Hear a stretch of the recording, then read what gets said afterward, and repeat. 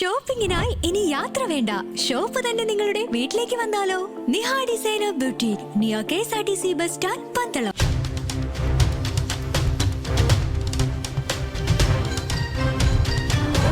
മയക്കത്തിനിടയിൽ ദേഹത്തെന്തോ മുറുകുന്നു നിറഞ്ഞാണ് പുല്ലാട്ട് ശാരിമോളെ കൊലപ്പെടുത്തിയ ജയകുമാർ ഞെട്ടി ഉണരുന്നത്.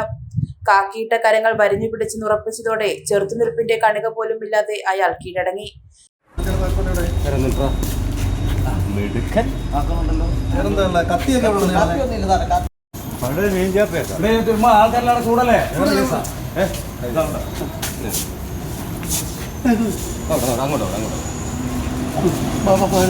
തിരുവല്ല നഗരസഭ മൈതാനത്തിന് സമീപം മീൻചന്തയ്ക്കായി പണിത ഷെഡിൽ നിന്ന് നാടിനെ ഞെട്ടിച്ച പുല്ലാട്ടെ ശാരിമോൾ കൊലക്കേസിലെ പ്രതിയായ ഭർത്താവ് ജയകുമാറിനെ പോലീസ് പിടികൂടിയത് നാട്ടുകാരുടെയും യാത്രക്കാരുടെയും മുന്നിലിട്ടാണ്.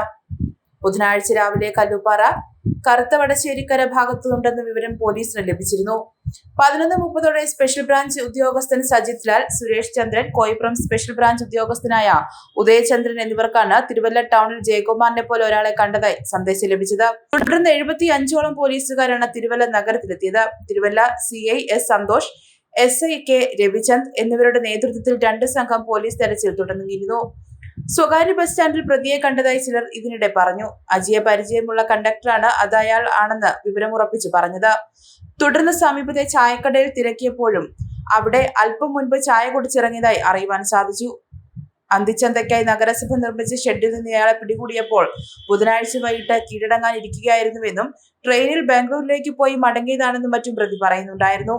ശാരിമോളുടെ മൃതദേഹം ചിതയിലേക്ക് എടുക്കുന്നതിന് 2 മണിക്കൂർ മുൻപാണ് കൊലപാതകിയായ ഭർത്താവ് ജയകുമാറിനെ പോലീസ് പിടികൂടുന്നത്. തിരുവല്ല DYSP S നന്ദകുമാറിന്റെ നേതൃത്വത്തിൽ 4 സംഘങ്ങളായാണ് ഇയാളെ തിരക്കിയുള്ള അന്വേഷണം നടത്തിയത്. മൊബൈൽ ഫോൺ ഇല്ലാതെയുള്ള പ്രതിയുടെ യാത്രകൾ 88 മണിക്കൂറോളം അന്വേഷണ സംഘത്തെ വട്ടം കറക്കിയെങ്കിലും ഒടുവിൽ ഇയാൾ പോലീസിന്റെ പിടിയിൽ വീഴുകയായിരുന്നു. ഞായറാഴ്ച വൈകിട്ട് കല്ലുപ്പാറ ഭാഗത്ത് അജിയെ കണ്ടതായി പറയപ്പെട്ടിരുന്നു. തിങ്കളാഴ്ചയും ചൊവ്വാഴ്ചയും കല്ലുപ്പാറയിലെ വിവിധ സ്ഥലങ്ങളും എഞ്ചിനീയറിംഗ് കോളേജിന്റെ പിൻവശവും പോലീസ് അരിച്ചുപെറുക്കി അന്വേഷണം നടത്തി. ബുധനാഴ്ച രാവിലെ മുതൽ മടത്തും ഭാഗത്തും പോലീസ് ശ്രദ്ധ കേന്ദ്രീകരിച്ചു. ഇതിനിടയിലാണ് ഇയാൾ തിരുവല്ലയിലേക്ക് കടന്നത്. കോടതിയിൽ ഹാജരാക്കിയ പ്രതിയെ റിമാൻഡ് ചെയ്തു. News bureau, Pathanamthitta.